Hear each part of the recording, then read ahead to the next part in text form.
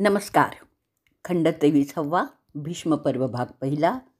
आज आपण ऐकणार आहोत भगवद्गीता पर्व, अध्याय 2 सांख्ययोग आणि भाग आपला चालला आहे 22. संजय म्हणाला, याप्रमाणे करुणेने व्यापलेल्या अश्रूंनी भरलेले डोळे असा खिन्न होऊन बसलेल्या अर्जुनाला श्रीकृष्ण विचारतो, हे अर्जुना, आर्यांना न शोभणारा, स्वर्गप्राप्तीच्या आड येणारा, अपकीर्ती करणारा असा मोह तुला या संकट प्रसंगी कुठून रे उत्पन्न झाला? हे पार्था, असल्या भ्याडपणाला थारा देऊ नकोस, हे तुला शोभत नाही आहे. शत्रूंना ताप देणारा तू हे क्षुद्र मनोदौर्बल्य टाकून देऊन तू युद्धाला उभा हो. अर्जुन परत म्हणतोय, हे मधुसूदना, ज्यांची पूजा करणं हेच आम्हाला योग्य अशा भीष्म, द्रोण, कृप यांच्यावर मी युद्धात बाणांचा उलट प्रहार कसा रे करू? ह्या गुरुजनांना मारण्याच्या ऐवजी ह्या जगात भिक्षा मागून उदरनिर्वाह करणं अधिकच श्रेयस्कर मला वाटतंय. कारण हे जरी द्रव्याने कौरवांचे मिंधे आहेत, तरी अशा वडिलांना मारलं तर त्यांच्या रक्ताने माखलेले भोग मला भोगावे लागतील. आम्ही त्यांना जिंकू किंवा ते आम्हाला जिंकतील, या दोन्हीपैकी कोणती गोष्ट चांगली आहे हेही मला कळत नाही आहे. ज्यांना मारून जगण्याची माझी इच्छाच नाही आहे, ते हे कौरव आमच्यासमोर उभे आहेत. मानसिक दैन्य दोषामुळे माझी स्वाभाविक वृत्ती नष्ट होऊन धर्म अधर्म जाणण्यास माझं मन असमर्थ झालं आहे. आणि म्हणून मी तुला विचारतो आहे, जे खरोखरच श्रेयस्कर असेल ते मला सांग. मी तुझा शिष्य आहे. मला शरणागताला उपदेश देऊन तू उपकृत कर. पृथ्वीचं निष्कंटक आणि समृद्ध राज्य किंवा स्वर्गाचं राज्यसुद्धा मिळालं ना, तरी माझ्या इंद्रियांना शोषून टाकणारा हा शोक कसा नाहीसा होईल ते मला कळत नाही आहे. संजय धृतराष्ट्राला पुढे सांगतो, शत्रूंना ताप देणारा अर्जुन याप्रमाणे श्रीकृष्णांशी बोलला आणि मी युद्ध करणार नाही असं सांगून स्तब्ध झाला. दोन्ही सैन्यांच्या मध्ये असा हातपाय गाळून बसणाऱ्या अर्जुनाला पाहून किंचित हसत भगवान म्हणालेत, हे अर्जुना, ज्याचा शोक करू नये त्याचा शोक तू करतो आहेस आणि त्यावर मोठ्या मोठ्या बाता मारतो आहेस. खरे जाणकार कधीही अशा गोष्टींमुळे म्हणजे मेल्या जित्यांचा शोक करत नाही. ह्या विश्वात जन्म आणि मृत्यूची व्यवस्था कशी आहे ते प्रथम तुला सांगतो, म्हणजेच तुला तुझ्या मनातील सगळे संशय दूर होतील. आपल्या इथे या विश्वाचं ज्ञान अनेक पद्धतीने समजून घेण्याचा प्रयास होत असतो. त्यातीलच एक सांख्य विचार आहे. त्यानुसार काय सांगितलं आहे ते मी प्रथम तुला सांगतो. त्याशिवाय योग्य विचारसरणी आणि इतर विचारसरणींचा सुद्धा आपण परामर्श करणार आहोत. तर ऐक बरं नीट. खरं पाहता मी, तू आणि हे सगळे जे आज लढण्यासाठी इथे जमा झालेले आहेत ते सगळे यापूर्वी केव्हाही नव्हते असं नाही आहे. त्याचप्रमाणे पुढील काळात ते आणि आपण पुन्हा असणार नाही असंही नाही. माणसाच्या आयुष्यात जसं बालपण, तरुणपण आणि म्हातारपण या अवस्था देहाला प्राप्त होतात, त्याचप्रमाणे आत्म्याला एकामागून एक असे वेगवेगळे देह प्राप्त होऊन तो अनेक जन्म घेत असतो. हे असं का होतं ते सुद्धा आत्ताच तुला मी सांगतो. कारण असं आहे की आत्म्याला इच्छा होते. ज्या इच्छेला शास्त्रीय भाषेत आपण काम असं म्हणतो, तो काम सर्व जन्मांचा कारक आहे. म्हणजेच जर आत्म्याला काम झाला नाही तर तो पुन्हा पुन्हा जन्म घेण्याचं थांबेल, म्हणजेच त्याला पुनर्जन्म मिळणार नाही. आत्म्याला होणारा काम पूर्ण करण्यासाठी त्याला देह हे साधन आहे, मग ते साधन त्याला आवश्यक होतं. देह वास्तविक असल्यामुळे त्याला थंडी, वारा, गरमी असे आणि इतर सुखदुःख देणारी इंद्रिय प्राप्त होतात. तसंच अखेरीस त्या देहाचा नाश होणं निसर्ग नियमानुसार क्रमप्राप्त असतं. हे माहीत असलेले खरे ज्ञानी त्यांचा विचार न करता आपली बुद्धी स्थिर करून सर्व सहन करतात. जो देहाचे विकार मनाला लावूनच घेत नाहीत तो ज्ञानी समजला जातो. जसं अंगावरील वस्त्र जीर्ण झाल्यामुळे फाटतं आणि मग ते आपण टाकून देतो, त्याचप्रमाणे आत्मा तो जीर्ण झालेला देह टाकून देतो. त्याला आम्ही काय म्हणतो? मृत्यू म्हणतो. देह टाकल्यावर तो देह नसलेला आत्मा अनंतात तरंगत असतो, पुन्हा इच्छा असल्यास नवीन देह प्राप्त होईस्तोपर्यंत. अरे अर्जुना, सतत असं होत असतं, प्रत्येक आत्म्याच्या बाबत होत असतं. जोवर त्या आत्म्याला काम म्हणजेच वासना आहे, तोवर हे होत राहणं त्या आत्म्याच्या अंतिम उद्धारासाठी अनिवार्यच असतं. जेव्हा त्याच्या सगळ्या इच्छा, काम, वासना नाहीशा होतात, तो आत्मा जन्म मरणाच्या अशा फेऱ्यातून मुक्त होतो. आणि त्यालाच आपण योगशास्त्रात काय म्हणतो? मोक्ष असं म्हणतो. आत्म्याचा देह जीर्ण झाल्याशिवाय इतर कारणाने सुद्धा तो निकामी होऊ शकतो. जसे रोग, इजा, अपघात अशी बरीच कारणं त्याचा देह निरुपयोगी करण्यास कारणीभूत होऊ शकतात. अशा कारणाने सुद्धा त्या आत्म्याला देह सोडावा लागत असतो. अशी अनेक कारणं माणसाला मृत्यू येण्याची असूही शकतात. असे इच्छासक्त आत्मे फार थोडाच काळ देह धारण करून पृथ्वीवर वावरत असतात. एरवी ते अवकाशात अव्यक्त स्वरूपात तरंगत असतात. अशा वासनांपासून मुक्त न झालेल्या आत्म्यांना त्यांच्या वासनांचं शेपूट चिकटलेलं असतं आणि त्याला लिंगदेह असं म्हणतात. त्याच्या वासनांमुळे तो आत्मा तुझ्यासारख्या कामासक्त होऊन लोभ आणि मोहात अडकून शोक किंवा हर्ष व्यक्त करत असतो. हे असं होतं कारण परिस्थितीचं अज्ञान आहे. आत्मा अव्यक्त असल्यामुळे त्याला वास्तविकतेची बंधनं नसतात, म्हणून तो नष्ट होत नाही. त्याला पकडता येत नाही, तो सुकत नाही किंवा तो ओला होतही नाही. त्याला कशानेही म्हणजे कोणत्याही साधनाने धरता येत नाही. तो कुजत नाही, तो जाळलाही जाऊ शकत नाही. म्हणजेच तो सर्वव्यापी असतो. तो स्थिर, अचल, सनातन, प्राचीन, अनादी, अनंत असा आहे. कारण तो स्वयंभूचं एक रूप आहे.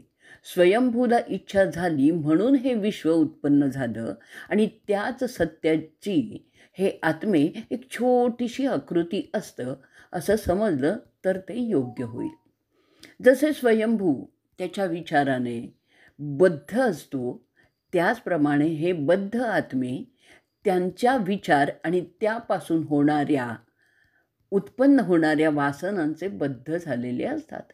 त्या वासनिक विचारांमुळे तो पुन्हा पुन्हा जन्म घेत असतो आणि पुन्हा पुन्हा मरत असतो आणि परत पुन्हा पुन्हा जन्म घेत असतो. अशी जन्म मरणाची शृंखला अव्याहतपणे चालू राहते, जोवर तो त्याच्या कामरूपी वासनातून मुक्त होत नाही. आणि म्हणून आपण असं समजू शकतो की विचार ह्या अव्यक्त परिमाणाने आत्मा बद्ध असतो, जसा स्वयंभू त्याच्या विचाराने बद्ध आहे.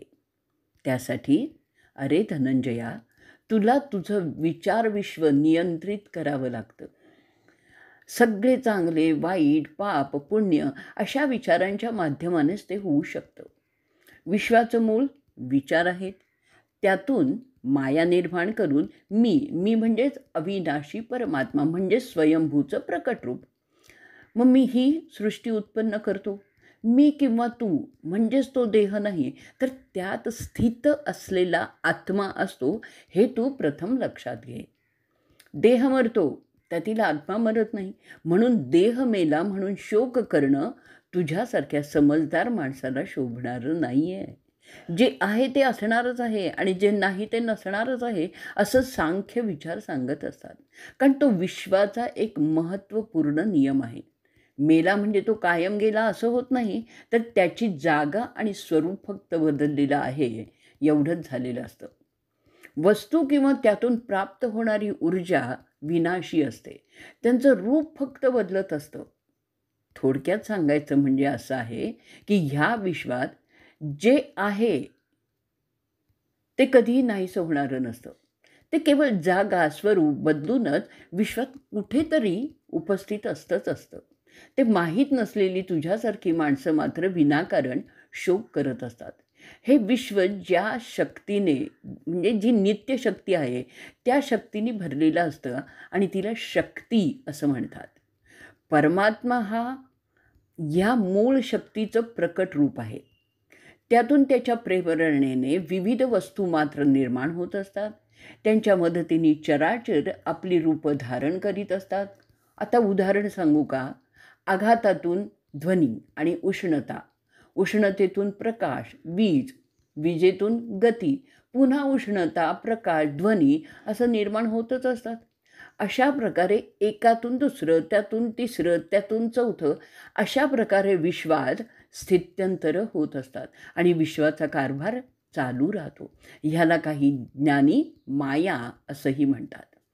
परमात्मा हे मूळ शक्तीचं प्रकट रूप आहे, हे नित्य आहे, त्यात बदल होत नाही. मग ते विचार ह्या परिमाणात असतं. त्याच्या आधारानेच या विश्वाची सगळी कामं होत असतात.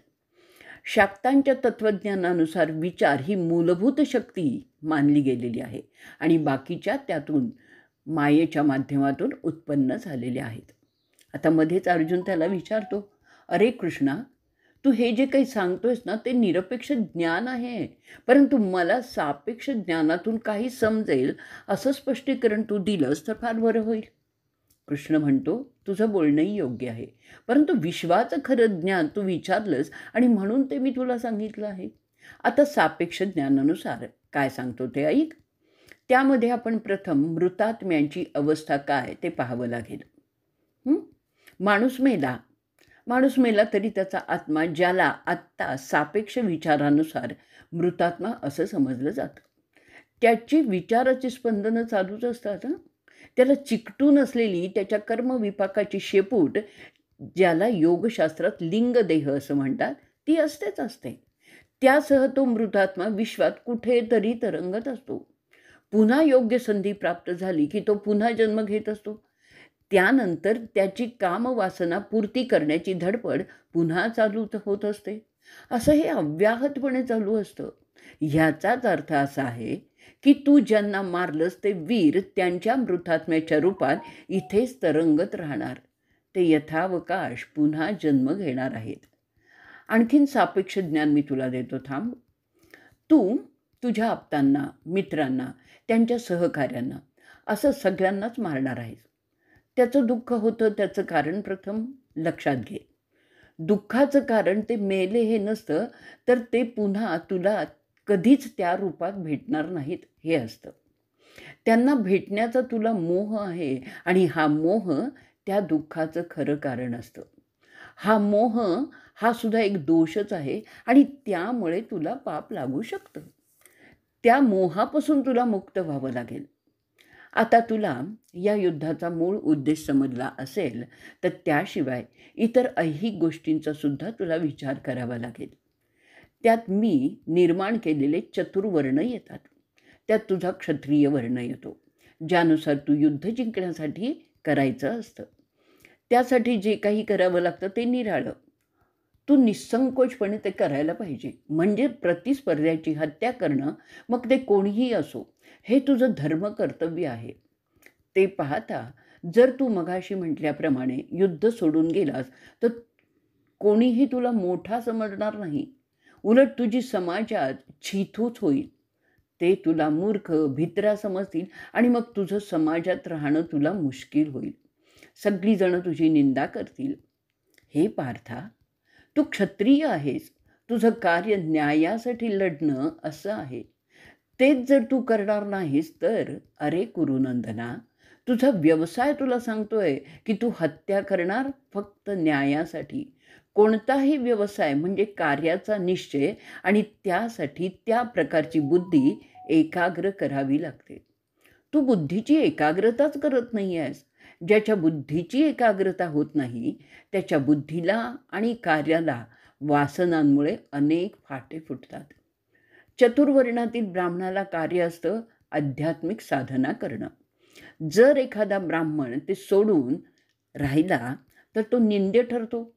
तसंच वैश्यांचं, त्यांचं कर्तव्य प्रामाणिकपणे व्यापार, शेती करणं आणि त्यातून संपत्ती जमवणं. जर एखाद्या वैश्याने ते केलं नाही तर तो निंद्यच ठरतो. शूद्रास सेवा जर करत नसेल तोवर तो निषिद्धच ठरतो. म्हणजेच कुरुनंदना, प्रत्येकाने त्याच्या वर्णाचं विहित कार्य करायलाच पाहिजे आणि त्यानेच तो धन्य होतो. हे पार्था, पुरोहित वर्गाने सांगितलेल्या वेदातील कर्मकांडात्मक फलश्रुतीच्या आणि काल्पनिक चमत्कारांना भुललेले आणि त्याखेरीज दुसरं काही नाही असं म्हणणारे जे मूढ लोक विश्वाच्या मूळ उद्देशाला न समजता मोह, मद आणि मत्सर अशा दोषात रमून भोग आणि ऐश्वर यात गढून जातात. त्यांची व्यवसायात्मक म्हणजे विश्वार्थाला समजून वागण्याची रीत म्हणजेच कार्य अकार्याचा निश्चय करणारी बुद्धी कधीच एकाग्र म्हणजेच समाधिस्थ होत नाही. सामान्य माणूस असा होऊन राहण्यात धन्यता मानतो, परंतु तू तसा होऊ शकत नाहीस. पृथ्वीचं वास्तविक ज्ञान सत्व, रज, तम या त्रिगुणांच्या गोष्टीत भरलेलं आहे आणि म्हणून तू त्रिगुणातीत द्वंद्वापासून अलिप्त, सतत सात्विक गुणांनी संपन्न आणि योगक्षेमादी, योगक्षेम म्हणजे शरीराच्या गरजेचं कार्य, योगक्षेमादी स्वार्थात न घडता आत्मनिष्ठ हो.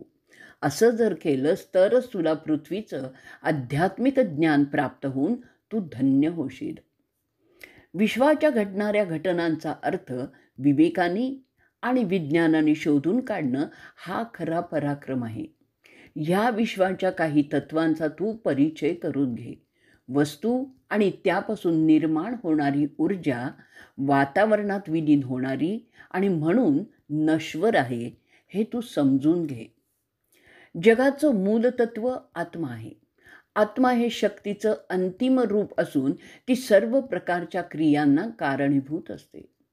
ऊर्जा, वस्तू, सातत्य किंवा क्रिया प्रक्रिया यातील शक्तीचा संचार हे न समजणं अज्ञानाचंच लक्षण असतं. रसायनाची मूलतत्व विविध रूपं घेतात. त्यांचा क्रम नित्य असतो. अनेक मूलतत्वातून संयुग बनतात आणि ते पुन्हा नष्ट होतात, परंतु त्यातील मूलतत्व तशीच राहतात. जीवांचा जन्म होणं म्हणजेच रसायनाच्या विविक्षित रचनेतून चेतना उत्पन्न होणं. त्यामुळे ते रसायन सजीव झालं असं आपण समजतो. आत्मारूपी शक्ती जीवाला म्हणजे इथे रासायनिक बुद्धिमत्ता जीवाला पकडून देह धारण करते. वस्तुमात्रातील मूलतत्व फक्त विशिष्ट रचनेमुळे सजीव झाल्याचं प्रत्यंतर येतं, तरी त्यात आत्मा नसतो. कारण आत्मा त्या रचनात्मक व्यवस्थेने तयार होत नाही, तो स्वतंत्रपणे असतो. हे विश्व शक्तिरूप आहे. त्यातूनच सगळं जग घडत असतं. मग त्यात जडणं, घडणं, मोडणं अशा क्रिया होतच असतात. एकदा घडलेलं सजीव रसायन बिघडणार आहे म्हणजेच त्याचा मृत्यू होणार आहे आणि पुन्हा त्यातून वेगळे सजीव उत्पन्न होणार असतात. त्यालाच आपण जन्म मृत्यू असं म्हणतो. तू हे लक्षात घे. शक्तीची ही लीला न समजणारे त्याला चमत्कार समजतात. मृत्यूपेक्षा त्या मागील कारण समजणं जास्त महत्त्वाचं असतं. जर चांगल्या कारणासाठी मृत्यू घडला तर ते चांगलं समजलं जातं. कौरव वाईट प्रवृत्ती धरून आहेत. त्या वाईट प्रवृत्तींचा नाश करण्यासाठी जेव्हा मृत्यू होतात तेव्हा ते हितकारक समजलं जातं. अनिष्ट प्रवृत्ती नष्ट करण्यासाठी जर एखाद्याचा मृत्यू होणं योग्य असेल तर ते घडवण्यात क्षत्रियाने पुढाकार घेणं श्रेयस्कर असतं. त्याला अयोग्य समजून ते न करणं श्रेयस्कर नसतं आणि तसं केलं तर तू तुझे क्षत्रिय कर्तव्य केलं नाहीस असं समजलं जाईल आणि मग तुला दोष लागेल. चमत्काराला खरं मानून राहतात ते दैववादी होतात. त्यांचा पुरुषार्थ संपला असंच होईल. शोधबुद्धीने निसर्गाला समजण्यास सुरुवात केली आणि ते समजू लागलास तर तो चमत्कार न राहता ते एक वैज्ञानिक सत्य म्हणून समजलं जाईल. जे कार्य निवडलं ते निश्चयाने करत राहावं. ज्यांना निश्चय करता येत नाही ते खरे सत्य शोधत नाहीत आणि अज्ञानात रमून दैववादी बनतात. असे लोक पुरुषार्थ देखील घालवून बसतात. अरे पार्था, तू हत्येचा बाऊ करतोयस. माणसाची हत्या आणि पशूंची हत्या यात फरक काय आहे रे? पाप हत्येमुळे होत नाही, त्या पाठीमागच्या उद्देशाने होतो. त्याचा तो विचार करत नाही आहेस. सुख, दुःख, लाभ, हानी, जय, पराजय हे मदमत्सर ह्या दोषांमुळे होत असतात. म्हणून हे दोष पापकारक असतात. माणसाचा अधिकार कर्म करण्यापुरताच असतो बघ. त्या कार्याचं फल त्याला मिळणं किंवा न मिळणं हे त्या माणसाच्या अधिकारातच नसतं. परंतु अरे पार्था, जर त्याने ते कार्य बिनचूक आणि विधात्याला अर्पण केलं तर तर त्याला फळ मिळण्याची शक्यता असते. हे धनंजया, कर्मफलाची आसक्ती सोडून यशापयशाविषयी समबुद्धी ठेवून योगयुक्त म्हणजे शिस्तबद्ध होऊन तू तुझं काम करत जा. अशा काम करण्याच्या बुद्धीला योग असं म्हणतात. असं जरी नसेल ना तरी जेव्हा तू समाजात इतर व्यक्तींबरोबर व्यवहार करतोस तेव्हा तुला अशी निरामय समबुद्धी हानिकारक होऊ शकते. तशा परिस्थितीत तू जशास तसे या न्यायाने वागून स्वसंरक्षण केलं पाहिजेस. परंतु ह्या ठिकाणी तशी परिस्थिती नसल्यामुळे समबुद्धीचा विचार केला पाहिजेस. म्हणजेच समबुद्धीने वागायचं की स्वसंरक्षण बुद्धीने ते परिस्थितीवर अवलंबून असतं. जेव्हा तुझी बुद्धी मोहरूपी गढूळ आवरणातून बाहेर पडेल तेव्हा तुला ऐकायच्या आणि ऐकलेल्या गोष्टींचा कंटाळा येईल. वेदातील म्हणजेच कर्मकांडातून मिळणाऱ्या कर्मफलांच्या भ्रामक खोट्या कथा ऐकून तुझी बुद्धी चंचल झालेली जेव्हा स्थिर होऊन समाधिवृत्तीत राहील तेव्हा तुला खरा बुद्धियोग प्राप्त झाला असं तू समज. आता अर्जुन विचारतोय, अरे केशवा, समाधिस्थ स्थितीमध्ये असलेला स्थितप्रज्ञ कोणाला समजायचं? त्याची लक्षणं कोणती आहेत? कर्मकांड म्हणजे कोणत्यात? यज्ञ, उपास, तापास, व्रतवैकल्य, पूजा इत्यादी धार्मिक कार्य म्हणजे कर्मकांड. ते करून देवतांना प्रसन्न करून त्याद्वारा आपलं पाप धुतलं जाईल आणि आपलं भाग्य सुधारेल असं समजणारे मूर्ख लोक कधीच त्या अवस्थेत जाऊ शकत नाही. मग हे खरं आहे का रे? भगवान श्रीकृष्ण सांगतायत, अरे अर्जुना, मनुष्य जेव्हा सर्व वासना टाकून आणि आपल्या ठाईच संतुष्ट होऊन राहतो त्याला स्थितप्रज्ञ असं म्हणतात. म्हणजे ज्यांचं मन दुःखात विषण्ण होत नाही आणि सुखामुळे आनंदीही होत नाही. प्रीती, भय, क्रोध ज्याला होतच नाहीत त्याला स्थितप्रज्ञ म्हणजेच कोणत्याही कारणाने बुद्धी विचलित न होणं स्थितप्रज्ञ म्हणलं जातं. जो सर्व गोष्टींच्या बाबत अनासक्त असतो. बरे वाईट प्रसंग जरी प्राप्त झाले म्हणून तो अस्वस्थ किंवा खुशही होत नाही.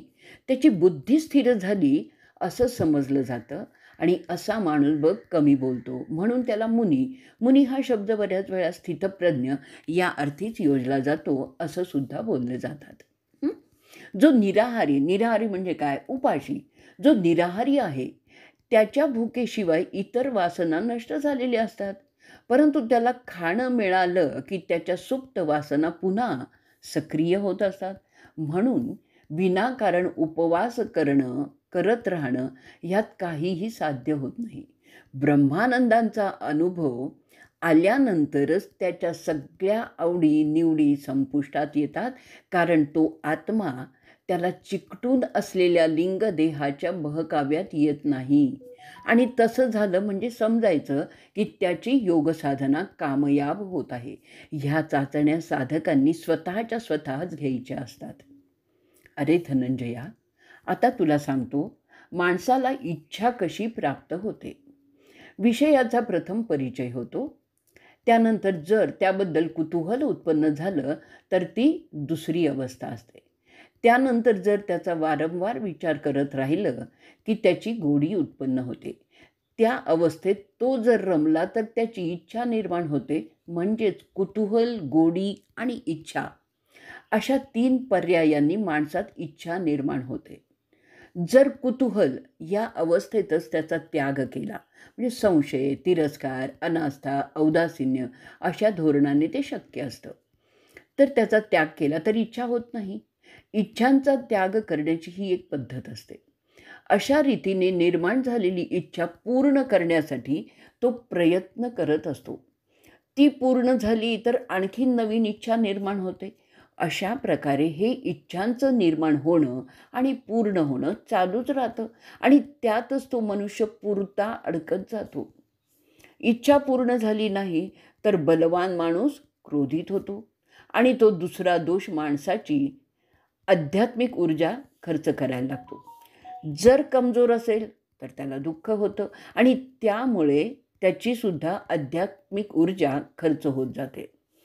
अशा रीतीने तो माणूस म्हणजे त्यातील आत्मा त्या इच्छांच्या मालिकेत अडकत जातो. त्यामुळे त्याचा विवेक सुटतो. तो त्याची सारासार बुद्धी हरवून बसतो. अशा रीतीने त्याचा आध्यात्मिक ऱ्हास व्हायला लागतो. माणसाचे जन्म त्याची आध्यात्मिक ऊर्जा वाढवण्यासाठी असते, परंतु विविध इच्छात आत्मा गुंतला गेला तर मात्र ती कमी कमी होते. आणि म्हणूनच माणसाच्या आत्म्याने शरीराच्या इच्छात गुंतणं श्रेयस्कर नसतं. प्रीतिद्वेषरहित आणि पूर्णपणे स्वाधीन अशा इंद्रियांनी म्हणजे जीवांनी विषयात वावरणाऱ्या स्वाधीन अंतःकरणाच्या मनुष्याला म्हणजेच त्या योग्याला समाधान प्राप्त होते. आणि ते होताच त्याच्या सगळ्या दुःखांचा नाश होतो. कारण त्याला काहीच नको असतं. ते नाही मिळालं म्हणून त्याला दुःख, क्रोध हेही होत नाही. तो मात्र स्थिर बुद्धीने त्याचं जीवन जगत असतो. योगरहित मनुष्याला निश्चित स्थिर बुद्धी नसते. त्याचे विचार दोलायमान अवस्थेतच असतात. हे करू का, ते करू का, असं तो सतत विचार करत असतो. त्यामुळे तो संभ्रमावस्थेत राहतो आणि त्यामुळे तो कायम अशांतच असतो. मग त्याचा परिणाम काय होतो? परिणाम स्वरूप अशा माणसाला विविध व्याधी लागायला लागतात. त्याचं मानसिक, बौद्धिक आणि शारीरिक असं तीनही स्वास्थ्य बिघडलेलं असतं. पार्था, असा मनुष्य कसा सुखी होणार? त्याचा लिंगदेह त्याला त्याच्या गतजन्मांच्या इच्छांची आठवण करून देत त्यात गुंतवत ठेवतो. त्यापासून दूर राहणं हाच खरा मार्ग आहे. ज्याला ते जमलं त्याला संयमी असं म्हणतात. आता कर्माचे 4 प्रकार सांगतो. कर्माचे 4 प्रकार आहेत: योगक्षेम, छंदक्षेम, पापक्षेम आणि पुण्यक्षेम असे ते आहेत. त्यानुसार त्यांची फलप्राप्ती होत असते. योगक्षेम म्हणजे शरीराच्या निजी गरजा पुरवणं. त्याच्यात खाणं, पिणं, विश्रांती, विरंगुळा, सुखोपभोग असे येतात. त्यातील जे शरीराच्या निजी गरजेपेक्षा जास्त असतात ते पापक्षेमात येतात. जे चांगलं कार्य होतं ते पुण्यक्षेमात येतं. विरंगुळा आणि सुखोपभोग हे छंदक्षेमात येतात. ते सगळे शरीराच्या गरजेनुसार असतात. त्यात आत्म्याने लक्ष घालायचंच नसतं. ते सगळं लिंगदेहाच्या प्रेरणेने होत असतं. मनुष्याला वास्तवापेक्षा खोट्या गोष्टींचं विशेष आकर्षण असतं आणि त्यात तो रमतो.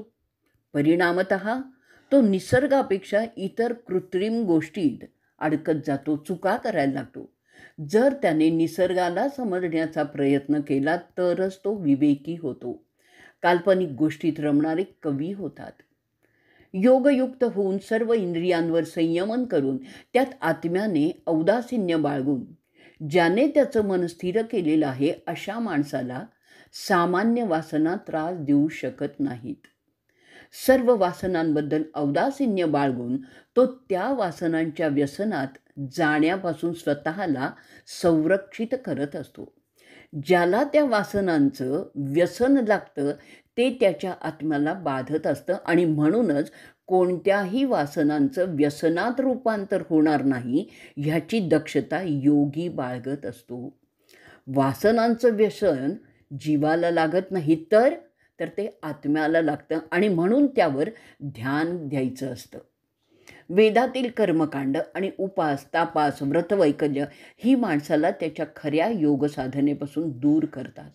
म्हणून पार्थात त्यात तू अडकून घेऊ नकोस. सनातन धर्मातील हा भ्रष्टाचार समजावा असं भगवान सांगतायत. देहधारण करणाऱ्या सर्व जीवात्म्यांना त्या देहामुळे प्राप्त होणारे विकार मग ज्याच्यात भूक, तहान, विषय, छंद आपोआपच चिकटत असतात. त्यामुळे स्वाभाविकपणे तो त्या प्रकारच्या वासनांच्या आहारी जात असतो. म्हणून हे लक्षात घेऊन जो सावध होताना देहाचे विकार योग्य मर्यादेत ठेवून राहतो तोच सिद्धयोगी समजला जातो. जरी जीव आणि आत्मा वेगळे असले तरी सामान्य माणसासाठी ते एकच वाटतात. योगासाठी त्यातला भेद महत्त्वाचा असतो.